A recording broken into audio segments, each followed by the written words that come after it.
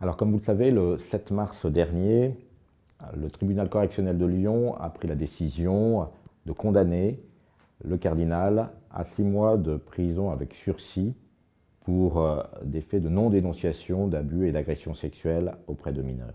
Cette décision et ce jugement a plongé tout le diocèse de Lyon dans un grand trouble après des années d'épreuves. Le cardinal a donc estimé que les conditions d'exercice de sa mission pour conduire le diocèse n'étaient plus réunies. Il a donc décidé, aussitôt, après avoir mûri cette décision, de présenter sa démission au Saint-Père. Le 18 mars dernier, il s'est rendu à Rome. Le Saint-Père n'a pas souhaité accepter cette démission.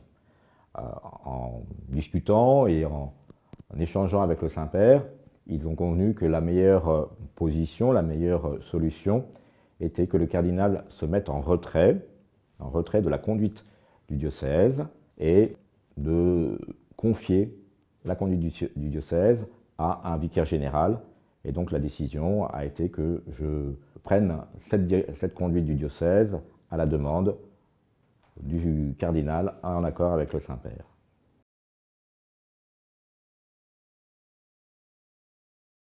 Comme vous le savez, ce jugement pris par le tribunal correctionnel de Lyon a fait l'objet d'un appel et il n'est pas définitif.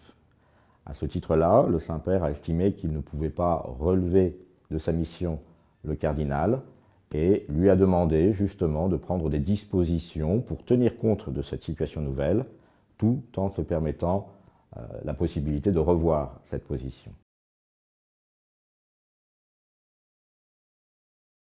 La mise en retrait, c'est effectivement un terme qui n'est pas tellement prévu par le droit et qui n'a pas beaucoup de comparaisons possibles.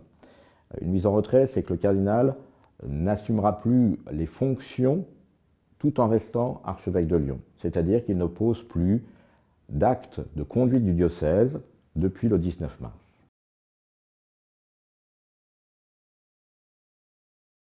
Cette mise en retrait ne peut pas durer trop longtemps. C'est une mesure transitoire qui doit se limiter à quelques mois. Bien sûr, il y a l'horizon de l'appel, qui est un horizon qui peut être lointain.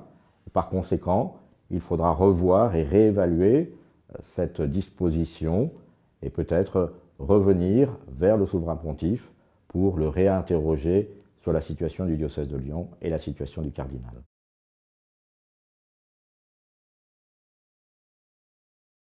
Comme cette situation est complètement inédite pour le diocèse de Lyon, je souhaite demander la convocation d'un conseil presbytéral extraordinaire, ainsi que la réunion du conseil des laïcs en mission ecclésiale et du conseil du diaconat. Je les invite à venir et à se réunir le 26 mars prochain, assez rapidement, pour que nous puissions réfléchir à ce qui se passe actuellement dans le diocèse de Lyon.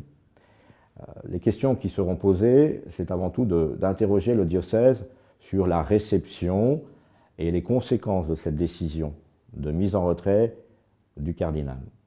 Et puis également, je souhaite pouvoir interroger l'ensemble de ces conseils sur les orientations et la définition d'axes simples mais clairs qui permettront de donner un horizon à notre diocèse.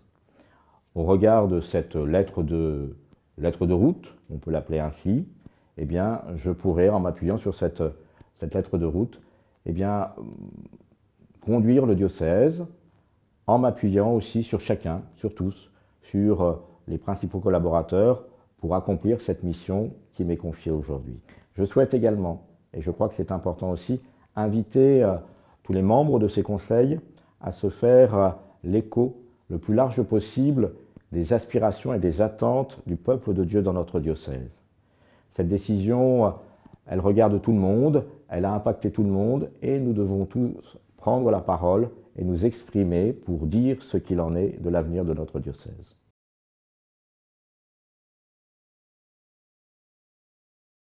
Ma mission ne peut s'envisager qu'en pleine collaboration avec les principaux collaborateurs du diocèse, notamment évêques auxiliaires, vicaires généraux, vicaires épiscopaux, les délégués épiscopaux également, ainsi que les conseils qui subsistent.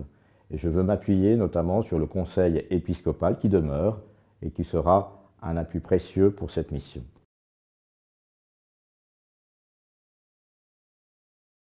Bien sûr, ce sera un collaborateur précieux avec Éric Mouterde, vicaire général également. Nous sommes tous les trois vicaires généraux. Étant donné la charge qui est celle du diocèse de Lyon, il a été jugé plus opportun et préférable de distinguer la mission propre à l'évêque, de conduire, de présider, de célébrer et d'assumer tout ce qui concerne le ministère d'un évêque, et puis de le distinguer de la conduite à proprement parler du diocèse dans toutes ces tâches administratives et organisationnelles qui relèvent de ma compétence depuis maintenant bientôt 5 ans. En distinguant ainsi ces deux fonctions, la charge peut être moins lourde et peut permettre une meilleure attention et une meilleure conduite du diocèse.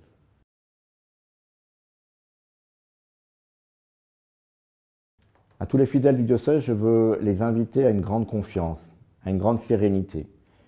Ce que nous vivons aujourd'hui dans le diocèse de Lyon, c'est une épreuve réelle et profonde. Les épreuves, lorsqu'on arrive à les surmonter, elles nous aident toujours à grandir, elles nous aident toujours à obtenir quelque chose de bien et de meilleur.